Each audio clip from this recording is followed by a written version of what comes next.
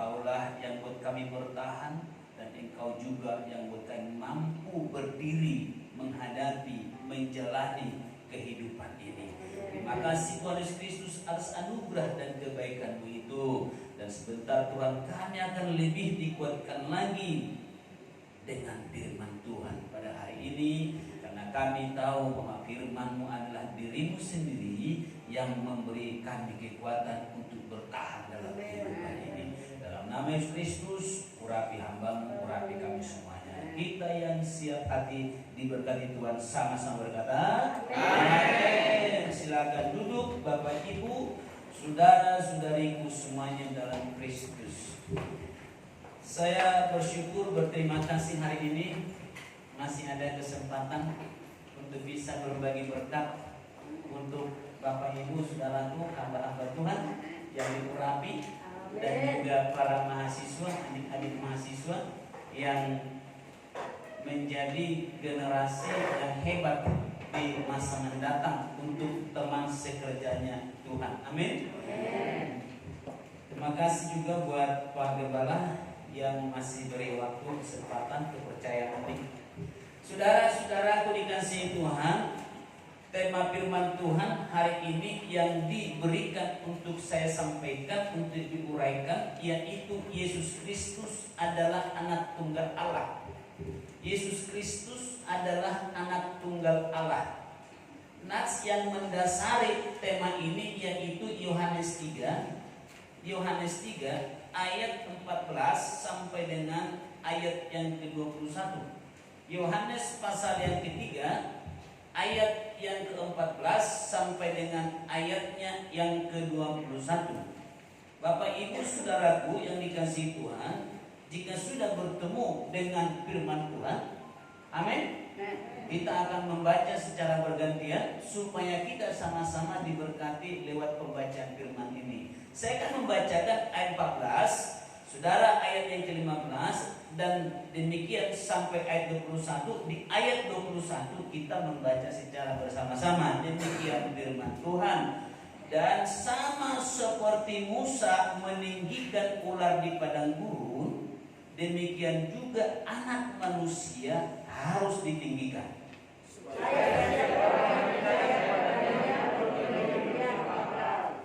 Karena begitu besar kasih Allah akan dunia ini, sehingga Ia telah mengaruniakan anaknya yang tunggal, supaya setiap orang yang percaya kepadanya tidak binasa, melainkan beroleh hidup yang kekal.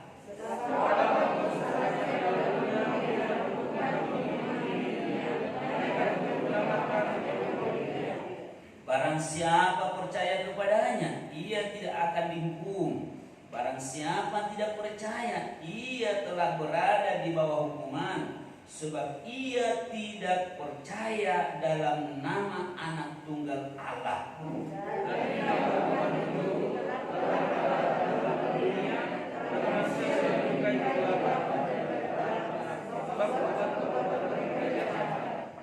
Sebab barang siapa berbuat jahat, membenci terang, dan tidak datang kepada terang itu, supaya perbuatan-perbuatannya yang jahat itu tidak nampak. 1, 2, 3. Barang siapa melakukan yang benar, ia datang kepada terang, supaya menjadi nyata bahwa perbuatan-perbuatannya dilakukan dalam Allah. Luar biasa.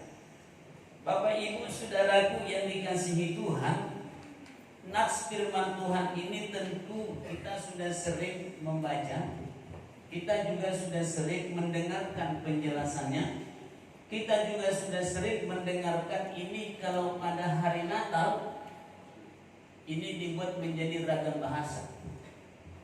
Ada bahasa Batak, bahasa Karo, bahasa Inggris, bahasa Nias, bahasa Belanda, yaitu karena begitu besar kasih Allah akan dunia itu sudah sering sekali. Dan ayat ini atau nats firman Tuhan ini bukan lagi hal yang katakanlah yang tidak kita sering dengar, sudah cukup sering. Tetapi setelah saya dipercaya untuk mengangkat penggalian dari nats ini, saya sedikit bergelitik.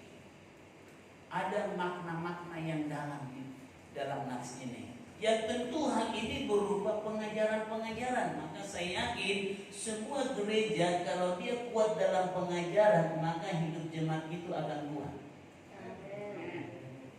Jadi kalau kita sebagai orang percaya, kalau kita kuat dalam pengajaran itu, pengajaran firman Tuhan, maka seperti puji-pujian tadi, aku akan mampu untuk berdiri, mampu untuk bertahan. Jadi seseorang yang tidak mampu bertahan menjalani kehidupan ini apa? Dia tidak memahami firman Tuhan. Itu sudah pasti. Jadi saudara-saudaraku, sebelum lebih jauh, kalau saya perhatikan di sini ada berbicara mengenai Yesus Kristus adalah anak tunggal Allah. Ini berbicara mengenai kehidupan. Jadi Yesus Kristus adalah anak Allah itu berbicara mengenai kehidupan. Dan di dunia ini ada dua kehidupan. Satu kehidupan yang fana, dan satu lagi kehidupan yang kekal. Itulah yang dibicarakan dalam nats ini. Nah, kalau kita melihat ayat yang ke-14 dikatakan begini, dan sama seperti Musa meninggikan ular di padang gurun. Nah, kalau kita melihat di Bilangan ya, di Bilangan 21 ayat 9, coba kita lihat dulu sebelum lebih jauh. Bilangan pasal yang ke-21 ayat yang ke-9. Mungkin bisa ditampilkan, atau siapa yang sudah ketemu silakan baca. Lalu Musa membuat ular tembaga dan menaruhnya pada sebuah tiang. Maka jika seseorang dipagut ular dan ia memandang kepada ular tembaga itu, tetaplah ia hidup. Ini bicara hidup di dunia. Karena pada waktu itu kalau dipagut ular kan sakit.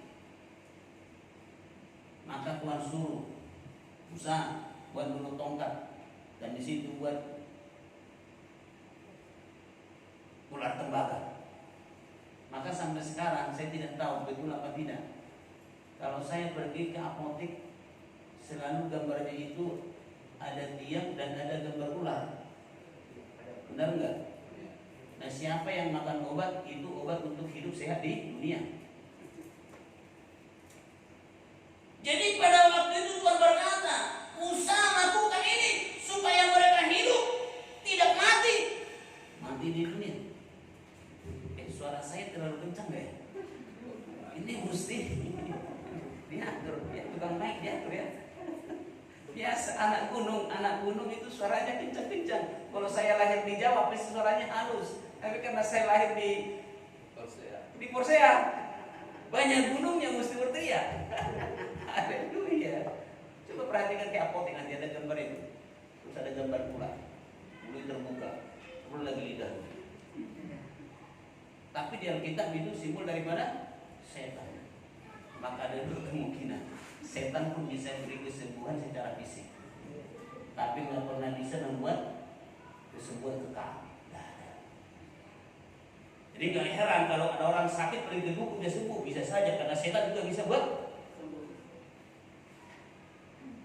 Tapi kesembuhan kehidupan kekal ada pada anak manusia. Maka itu kehidupan di dunia. Lalu kita lihat lagi ayat berikutnya dikatakan demikian juga anak manusia harus ditinggikan. What for? Apa? Ditinggikan. Firman Tuhan berkata begini, supaya setiap orang yang percaya kepadanya beroleh hidup yang kekal. Ada dua kehidupan. Kehidupan yang fana dan kehidupan yang kekal. Kehidupan yang sekarang dan kehidupan yang akan datang. Jadi kalau untuk hidup sekarang, dokter bisa sehat, diobati. Tapi dokter obat apapun tidak bisa membuat hidup hanya ada pada anak manusia. Tetapi Bapak Ibu Saudaraku di sini berkata anak manusia. Kalau berbicara mengenai anak manusia, ini berbicara mengenai kemanusiaan Yesus. Kemanusiaan Yesus. Makanya sebelum lebih jauh saya harus jelaskan dulu ya. Harus jelaskan dulu topik ini Yesus Kristus atau sebutan Yesus Kristus adalah anak tunggal Allah. Coba ditutup.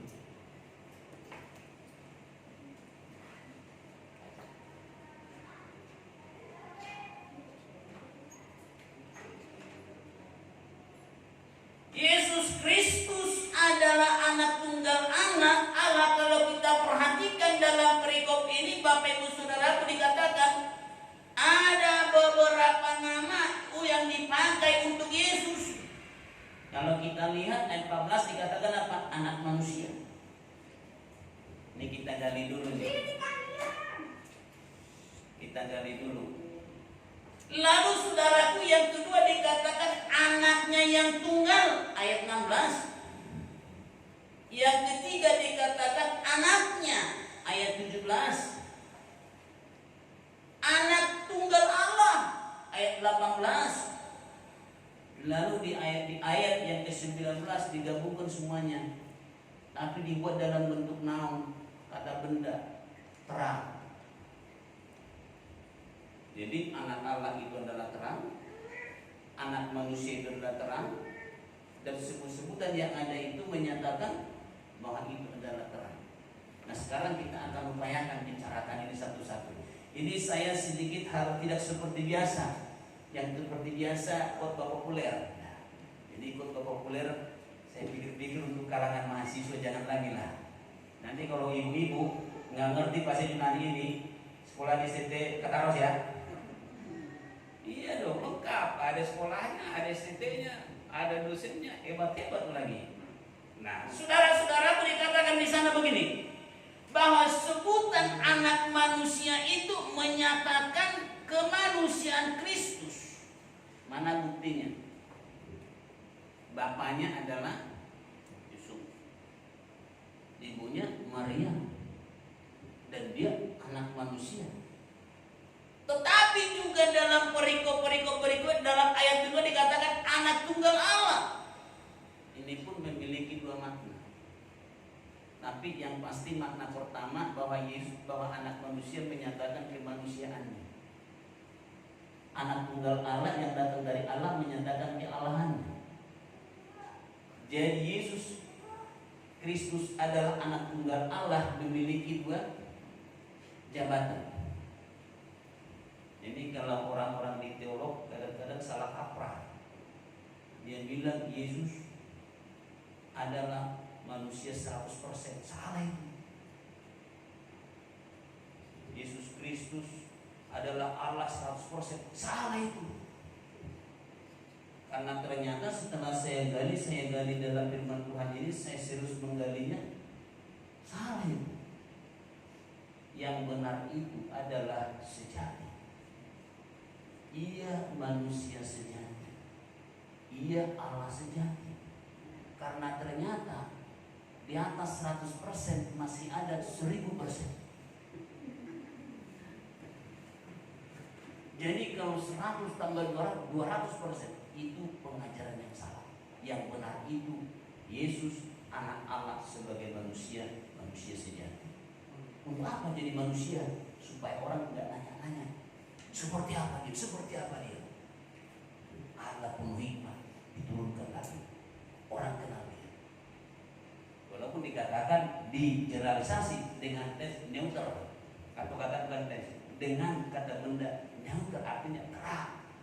Terang itu kan dari segi itu menyatakan bahwa dia segala-galanya. Satu, kita tahu satu, tapi keadaannya segala-galanya.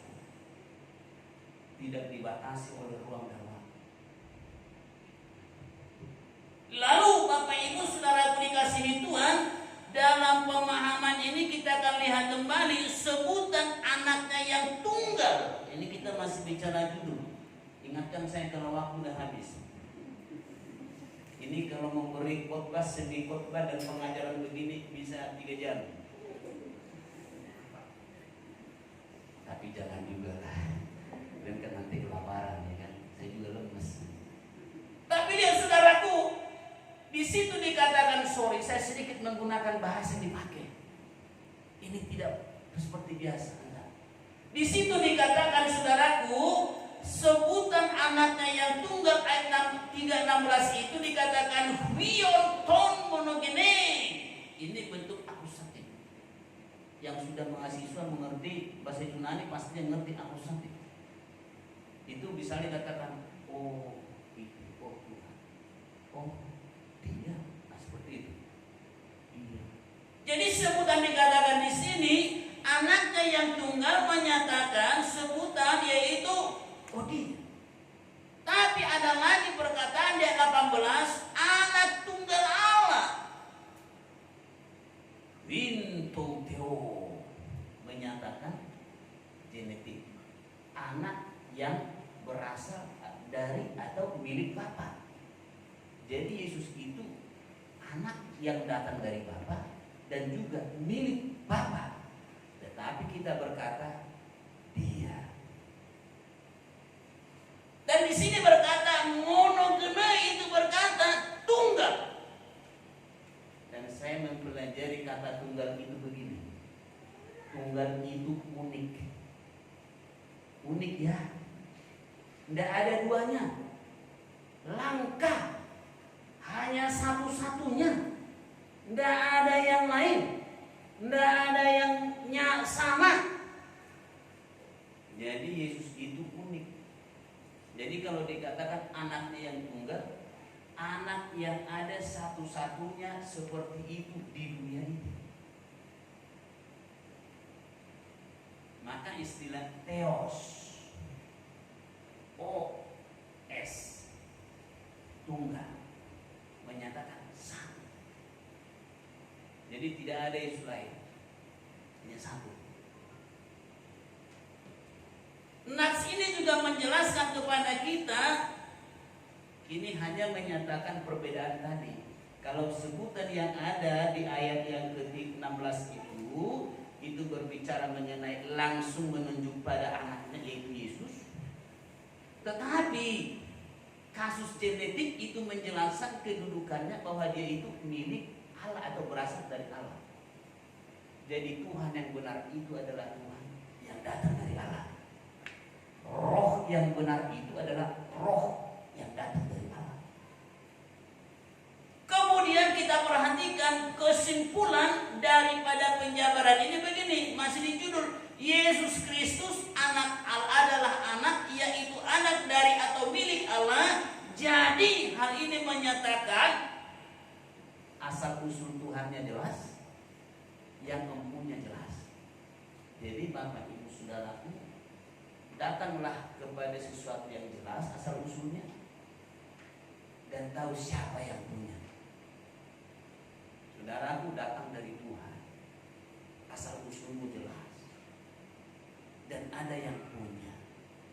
Maka yang punya itu akan bertanggung jawab. Maka tadi lagunya apa? Bukan berdiri. Itu enggak sembarangan. Bukan bertahan. Kenapa bisa? Ada yang punya engkau. Jadi kalau ada yang punya saya, yang punya saudara, dan yang mempunyai kita, jadi kita nggak punya siapa-siapa lagi, tapi punya Dia. Jelas. Jadi sebenarnya orang-orang yang datang kepada Tuhan seperti kita ini, itu orang-orang yang jelas hidupnya. Kalau nggak datang sama Tuhan, nggak jelas hidupnya. Jadi kita lebih hebat daripada segala yang ada, karena kita apa? Jelas hidupnya. Datang mau kemana? Jadi kalau dikatakan kalau nggak jelas hidupnya seperti apa?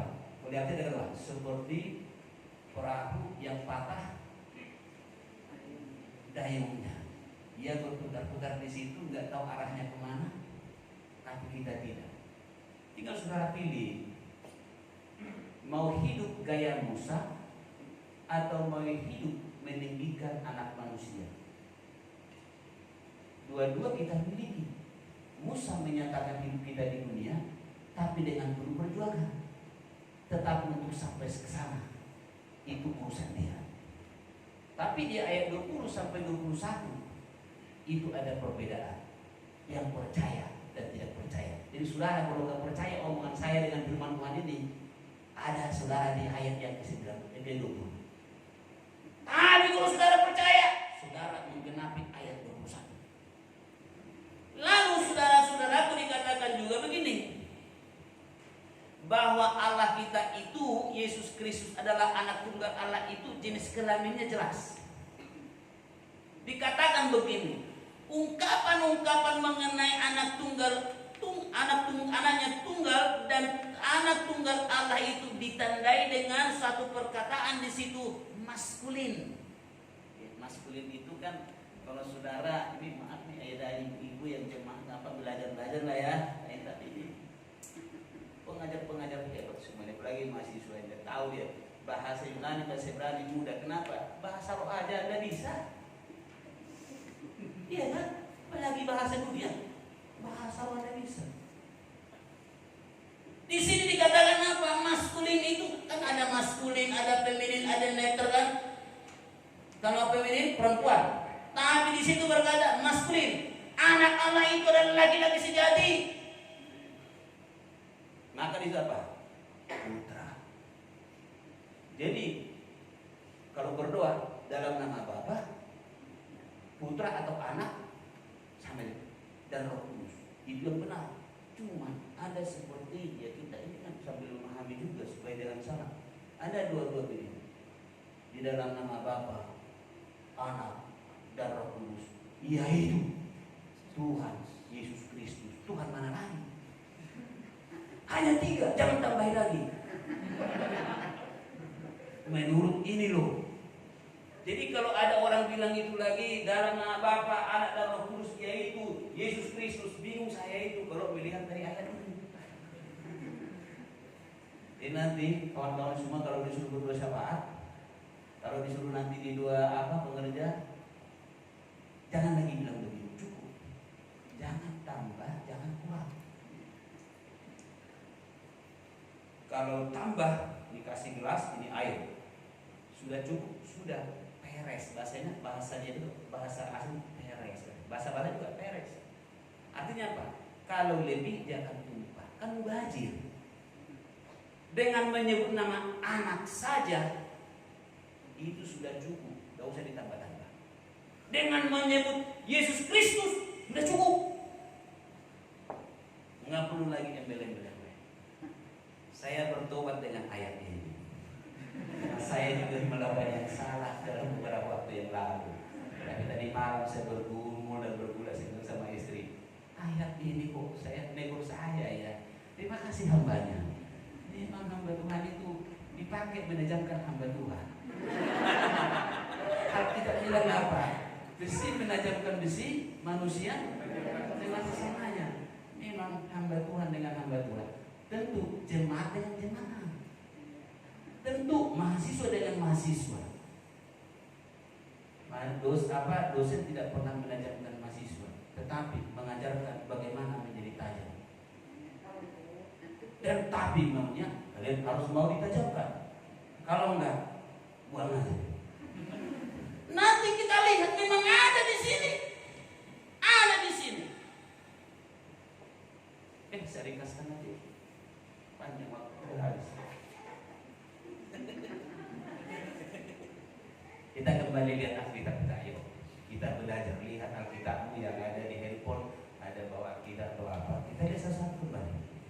Jadi kalau kita lihat perikop ini, kita bisa bagi 3. Yang pertama ayat yang ke-14 sampai dengan 17 itu menyatakan tujuan tindakan Allah. Mengapa Allah membuat itu? Mengapa Allah melakukannya? Itu ayat 14 sampai 17. Dan yang kedua yaitu respon manusia. Respon manusia ada di ayat 18.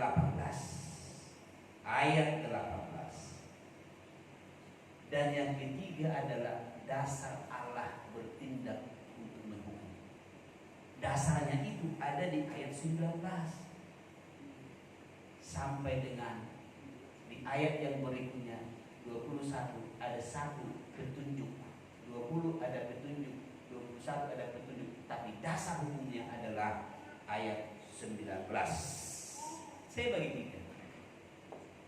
Mari kita lihat.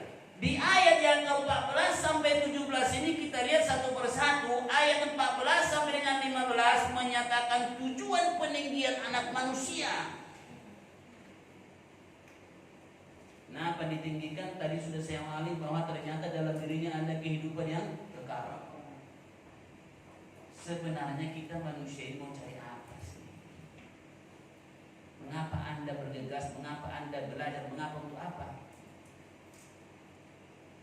Next time. Kekal. Itu yang dijelaskan, tapi dikatakan di sini agar orang percaya beroleh hidup yang kekal. Katakan zoin. Artinya di sini dalam bentuk zoin aion yang berkata tunggal, singular. Hanya satu tujuan orang. Jadi orang percaya itu menurut peraturan-peraturan kata yang dipakai dalam ayat ini adalah menyatakan satu tujuan tunggal. Tidak ada tujuan lain. Di dunia ini banyak tujuan. Mau apa? Hidup. Cara apa? Di dunia. Caranya banyak. Tapi yang benar cuma satu. Tetapi dikatakan di sini hidup yang kekal dikatakan dalam bentuk tunggal, hanya satu tujuannya, satu-satunya. Tapi tujuan satu-satunya itu kekal. Itu yang Anda, saya, dan kita cari sebenarnya. Dan artinya begini, peninggian anak manusia itu oleh orang percaya adalah satu-satunya jalan. Jadi kalau kita mau hidup kekal hanya satu caranya, tinggikan dia. Menurut ayat ini, tinggikan dia. Jadi saudaraku, kalau dikatakan di sini menuju ke sana itu tinggian dia, peninggian anak Allah. Jadi tinggikanlah Tuhan dalam segala hidupmu. Itu intinya. Jadi ayat 14-15 berkata begini, saudara, apa coba? Tinggikanlah Yesus dalam segenap hidupmu. Tidak usah tinggikan kecantikanmu. Itu perintah Musa itu. Pandanglah artis itu dengan begitu supaya kau tiru dia bagaimana ginjunya. Pandanglah ular tembaga itu supaya kau hidup dengannya. Itu merasa dunia. Tetapi tinggikanlah Tuhan dalam segala kehidupannya. Ada jaminan, ada garansi kekekalan itu ada dalam genggaman. Kalau enggak, ada dalam genggaman orang. Siapa di sini masih sudah punya pacar? Secara manusia, sanjung dia, tinggikan dia, bilang kau yang paling cantik di dunia. Kalau enggak, orang lain bilang pindah hati dia itu. Yesus juga sama. Kalau kita enggak tinggikan Yesus, ada orang meninggikan Yesus, pindah hati dia itu ke orang meninggikan dia. Kita dibilang, nah kalau itu aplikasinya. Yang kedua kita lihat ayat 16. Ini menyatakan alasan mengapa Allah itu sampai mengaruniakan. Kata mengaruniakan di sini menggunakan aureis, artinya apa? Dulu dilakukan, tapi tidak berhenti sampai di situ. Sampai sekarang masih jalan. Masih ada sampai sekarang. Jadi ungkapan mengaruniakan di situ, Bapak Ibu Saudaraku, berkata memberikan. Sudah terjadi. Allah telah memberikan. Siapa? Yesus Kristus, anaknya yang tunggal. Tapi dikatakan di sana akan dunia ini sebenarnya ada kekurangan terjemahan. Mestinya di situ Allah memberikan anaknya. Itu dikatakan bagi orang-orang yang ada di dunia. Bukan dunianya, tapi orang-orang yang tinggal di dunia ini. Itulah kita. Tetapi dalam pemahaman ini, saudara-saudaraku, dikatakan begini. Maka sampai sekarang pekerjaan memberikan Allah itu masih berlanjut. Reaksinya pekerjaannya. Dan Dikatakan di sini Dia memberikan itu karena kasih-Nya. Jadi istilah kasih juga di sini luar biasa, tidak ada taranya. Dikatakan agak besar, bukan ada besar, bukan, tapi agak besar, tidak terbayarkan itu. Lalu dalam pemahaman ini, semua karena Allah mengasihi manusia di dunia ini. Jadi karena Allah sudah bertindak, maka kira-kira Tuhan minta manusia itu responnya bagaimana? Dan ada responnya. Responnya ada dua. Itu di ayat 18. Respon di ayat 18 itu dikatakan ada yang percaya, tapi ada yang menolak dan menyukai kegelapan. Makanya dalam dunia ini hanya ada dua. Kalau enggak kanan, kiri. Kalau enggak jahat, baik. Kalau enggak putih, hitam. Kalau belang-belang, enggak laku. Mana buktinya? Kita lihat sini. Saya mau buktikan dulu bahwa ini luar biasa. Makanya kan saya bertobat hari ini. Dikatakan begini, bahwa dikatakan ada orang yang percaya, tapi ada orang yang menolak dia. Dan saya pikir hanya dua pilihan, mau ikut apa tidak. Jadi tidak boleh ikut enggak, ikut enggak, ikut enggak, nggak bisa. Maka nafsu itu, kalau saya katakan di sini, antara gelap, antara terang dan gelap, hanya ada dua pilihan. Tidak ada yang abu-abu.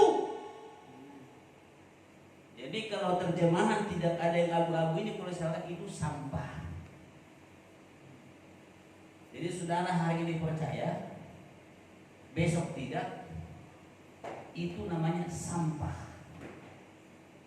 Gak ada gunanya. Sampah itu kan tidak berguna. Alkitab juga bilang nanti akan dicampakkan. Waduh, kalau begitu bagaimana? Anak Tuhan itu mesti konsisten. Kalau misalnya hambanya ini bangun, dia terus misalnya langsung panggil, oh Tuhanku. Jangan cuma kena dapat huka-huka beto langsung bilang, oh Tuhanku. Begitu besok dapat kepala ikan asin, dia bilang, ampun deh, katakan begitu. Kenapa? Susah, senang, sama saja.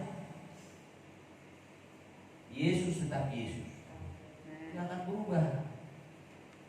Kemarin kami ada satu penghiburan, aneh bagi saya, tapi saya tergelitik. Dia bilang begini, kenapa ya opung? Jadi panggil opung sama saya. Ya baru meninggal anak. Dia bilang, ya udah selesai orasi.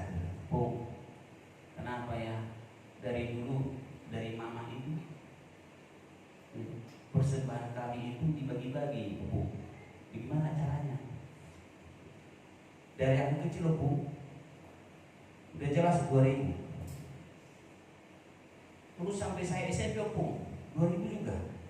Bapak 2000, mama 2000, aku 2000, adik 2000. SMA juga begitu, Opung, 2000. Begitu kuliah, Opung, aku juga dikasih mama, ini persembahanmu ya, 2000.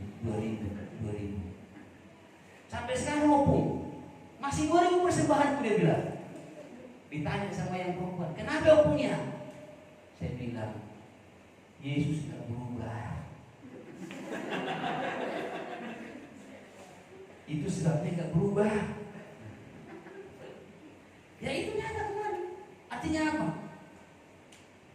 Allah tidak berubah, tapi manusia mesti berubah. Jangan bilang Allah tidak berubah, aku juga. Emang siapa kita? Yang tidak berubah itu hanya Yesus Kristus, anak tunggal Allah. Lalu ayat 17 kita lihat kembali. Di situ berkata begini, tujuan pengutusan anaknya. Untuk apa dia diutus? Apetilen dikatakan begitu. Allah mengutus, Allah mengirim, Allah menyuruh. Tuhan suruh dia, pergilah kau. Utusan duta besar. Allah mengutus kita ke sini. Berarti pangkatmu ada, jabatanmu ada. Apa? Duta besar Allah. Indonesia itu mengutus, mengirim seseorang ke Amerika jadi duta besar namanya. Apa jabatan? Duta besar, mewakili satu negara di Amerika, mewakili satu negara di Belanda, mewakili satu negara di Australia. Jadi Bapak Ibu Saudaraku, Yesus mewakili dari sorga untuk kita. Dan nanti seperti dua Yesus dikatakan, ia mengutus kita, saudara dan saya apa? Duta besarnya Tuhan. Jadi kalau duta besar Tuhan itu, saya perhatikan itu di sini, Yesus itu punya satu kriteria adalah cerdas sekali Tuhan itu. Memang duta besar nggak boleh bodoh. Jadi saudara-saudaraku, duta besar Tuhan itu di sini, Tuhan tidak akan mau mengirim orang yang bodoh, tetapi Tuhan mau mengirim orang-orang atau duta-duta yang cerdas. Wih, tepuk tangan buat Tuhan. Yang tepuk tangan memang orang-orang cerdas.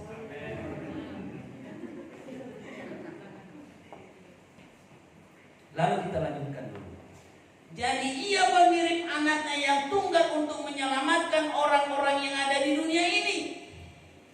Tapi ketika datang utusan itu dikirim, ada respon manusia. Itulah ayat yang ke-18 itu dikatakan. Ada yang nolak, ada yang tidak menyukai. Nah ini kita bahas sebentar, ini menarik ini. Di situ katakan ada yang percaya, homisteon katanya, artinya sungguh-sungguh percaya total. Ingat, kalau percaya itu total. Kalau percaya dikatakan di sana menerimanya. Saya terjemahkan lagi lebih detail, tidak main-main. Waduh, saya bilang ini gimana tidak main-main? Ya, ternyata dengan Tuhan tidak boleh main-main. Dicandain juga nggak boleh. Ada misalnya bercanda-canda seperti di Pakter Tua itu.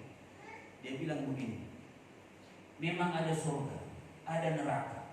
Orang berdosa itu nggak masuk neraka. Kemana dia? Tuhan salah tenda, lewat dia masuk ke surga. Begitu pun nggak bisa. Gimana caranya itu? Coba kalian pikir-pikir dulu. Orang berdosa dibilang binasa, di situ ada. Orang yang menolaknya akan binasa, tapi orang plesetin, buat candaan. Orang yang berdosa itu masuk neraka, maut, betul. Tapi Tuhan Maha Kuasa. Kenapa dia? Terlalu kuat kakinya menendang orang itu, lewat neraka, masuk ke surga. Enggak ada itu. Bercanda gitu juga. Kalau menurut ini, nggak bisa. Aku bukan bercanda, aku hanya menjelaskan hari ini. Lalu saudaraku dikatakan juga, kita lihat dulu ya. Di sini dikatakan mengenai percaya. Ini sudah sering sudah dengar, tapi ini dikatakan tidak main-main, tidak panas dingin, tidak maju mundur. Mereka tidak dihukum. Namun yang tidak percaya, mepisteon katanya. Ini sungguh-sungguh tidak percaya, sungguh-sungguh menolak, sungguh-sungguh tidak menerima, sungguh-sungguh mengabaikannya, tidak mau tahu, bahkan tidak mempedulikan. Mereka berada di bawah hukuman Ede Kristai. Mereka itu kini telah dihukum pada nama anak yang unik. Jadi hukuman ada di situ. Jadi kalau sekalian di sini kata percaya ini begini. Jangan main-main. Nggak boleh maju mundur. Maju. Saya kasih gambaran dulu mungkin ya. Saya katakanlah saya disuruh berjalan dari sini ke sana. Ibaratkan ini mobil ya, mobil. Kalau nggak tahu mobil lebih bagus atau mobil yang hebat, bayangkan mobilnya Pak Gembala. Diisi bensin di situ. Udah ditargetin, bensin diisi hanya 2 liter. Lalu dalam 2 liter ini begini, jalannya itu hanya dari sanggup dari sini sampai ke sana. Dah, jalan, mobilnya jalan. Lebih dari separuh, lebih. Sampai di sini nih, entah kenapa Anda bilang, saya tidak mau lanjutin, saya mau mundur. Padahal tinggal 2 meter lagi. Bensinnya itu hanya cukup sampai di sini 2 meter. Anda mundur, itu 2 meter. Sampai di sini, nggak sampai tujuan. Itu gambaran. Makanya sekali maju dalam Tuhan, jangan mundur. Kalau saudara sekarang saya tahu lagi studi Kataros, apapun yang terjadi, maju. Mundur, celaka. Celaka tanda petik. Gak nyampe ke tujuan. Di mana-mana ada persoalan. Yesus Kristus adalah anak tunggal Allah. Tinggikan dia, membuatmu sanggup bertahan dan berdiri. Sedikit lagi walau waktu sudah habis. Ini berkata lagi saudaraku di 18 itu dikatakan tadi, bahwa orang percaya dalam atau pada satu-satunya anak Allah tidak dihukum. Artinya apa? Orang percaya itulah yang tidak mendapat hukuman itu. Dan hanya ada dalam satu nama yang tunggal, Yesus. Aduh, kalau kita gali ini nggak sampai 1 semester di Pak Gembala.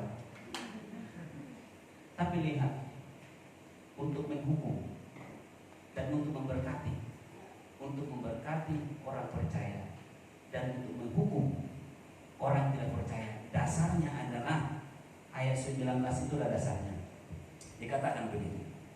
Dan inilah hukuman itu. Ini terjemahan gak lengkap. Terjemahan yang lengkap itu adalah begini. Dan inilah dasarnya untuk menghukum. Nah, itu benar. Nah, apa dasar nanti untuk menghukum? Hanya 2 itu. Percaya dan tidak percaya. Dan hanya satu yang mengerjakannya. Anak tunggal Allah. Jadi lihat di situ. Lihat di situ. Dan inilah kita cermat lagi. Dan inilah dasarnya untuk menghukum. Apa dasarnya? Ketika terang itu datang, orang menolak. Ketika terang itu datang, manusia lebih menyukai kegelapan daripada terang, sebab perbuatan-perbuatan mereka jahat. Itulah dasar menghukumi. Dasarnya apa? Aku sudah datang tapi kau nolak. Sana. Aku sudah datang kau terima. Sini. Itu aja. Kristen itu simple. So simple. Tapi untuk konsisten di dalamnya, sulit. Sulit. Tapi mampu. Karena apa dia bilang? Roh Kudus ada di depan kita. Parakletos. Bukan parakletos. Dia ada. Kita di sini. Dia di sini. Kita di sini. Dia ada di sini. Dia mendahului kita sebelum kita melangkah. Siapa yang dapat itu? Yang menerima terang itu. Maka dikatakan begini, orang yang gelap melakukan kegelapan tidak akan mau datang kepada terang. Kenapa? Ketahuan busuknya. Coba bisa datang terang, kelihatan. Maka Tuhan bilang di sini, orang yang ada dalam kegelapan, dia akan memilih tetap dalam kegelapan. Firman Tuhan berkata, sehingga betapa gelapnya kegelapan itu hitam pekat.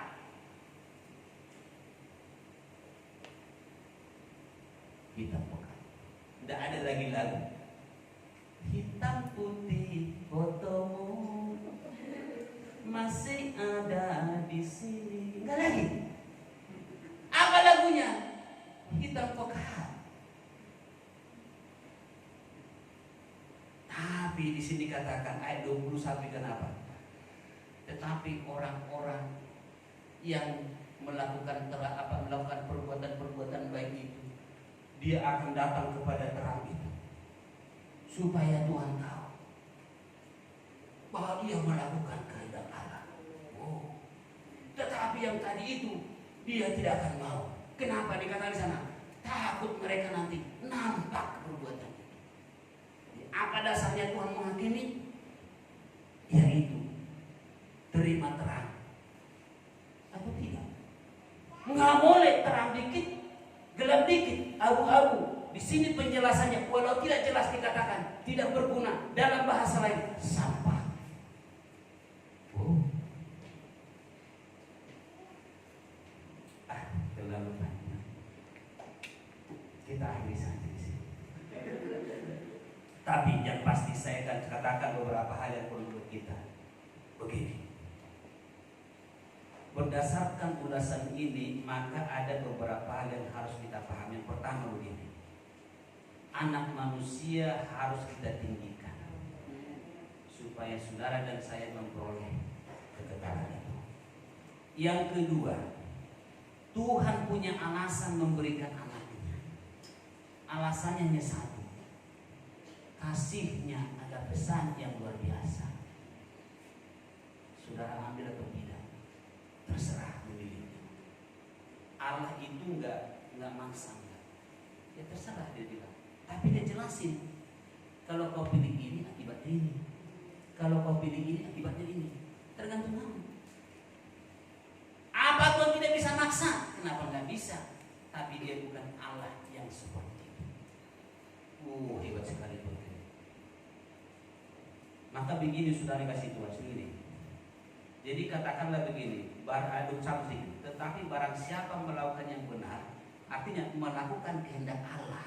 Poyonten alitian, melakukan kebenaran artinya hanya orang-orang yang melakukan kehendak Allah atau kebenaran Allah. Ingat, yang mau datang kepada Allah, yang mau datang kepada terang itu. Kenapa? Supaya menjadi nyata bahwa perbuatan-perbuatannya dilakukan dalam Allah. Artinya perbuatan-perbuatan yang dilakukannya itu sesuai dengan kehendak Allah. Artinya begini,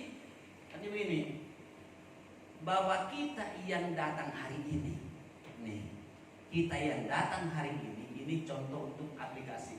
Katakan ini, datang beribadah kepada Allah menyatakan begini, bahwa saudara dan saya adalah orang-orang yang sudah melakukan kehendak Allah. Kalau enggak, saudara enggak pernah datang. Ketahuan nanti dosanya. Kan begitu. Tapi saudara dan saya adalah orang-orang yang sudah melakukan kehendak Allah.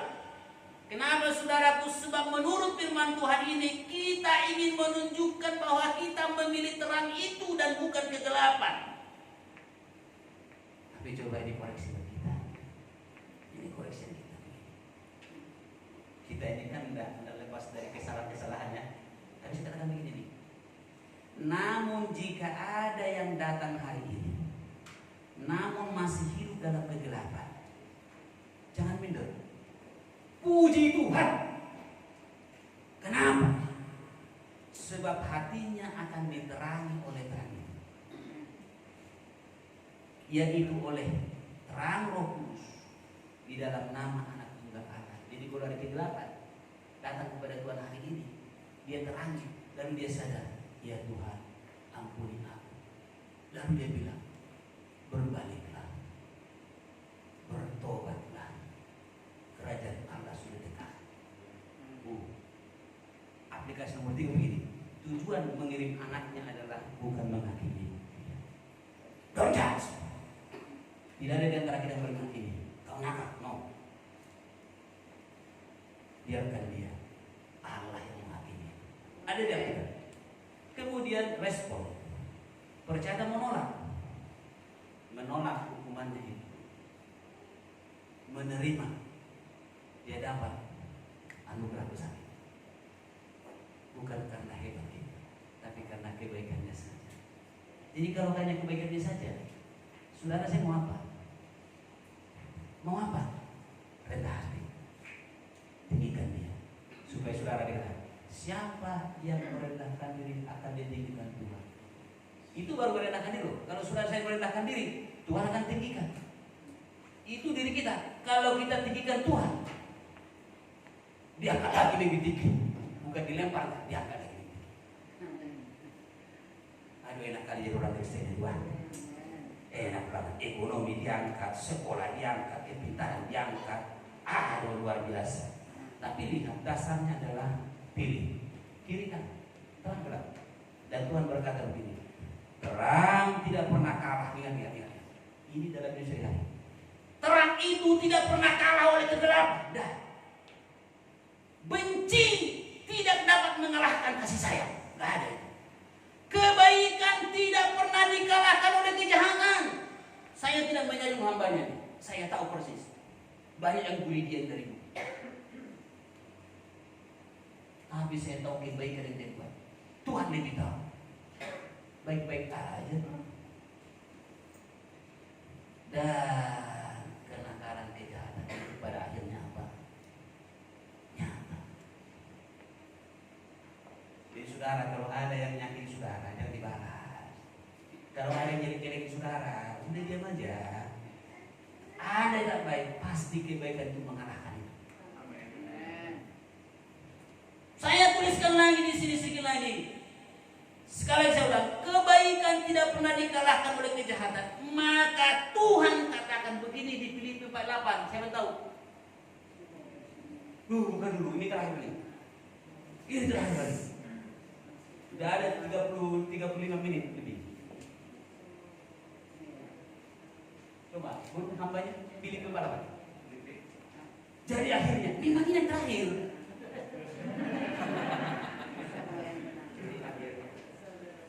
Saudara-saudara, semua yang benar, semua yang mulia, semua yang adil, semua yang suci, semua yang manis, semua yang sedap didengar, semua yang disebut kebajikan dan patut dipuji, pikirkanlah semuanya itu. Mau saya pikir aneh-aneh. Kenapa? Ini karakter Yesus. Wow. Mari kita berdoa.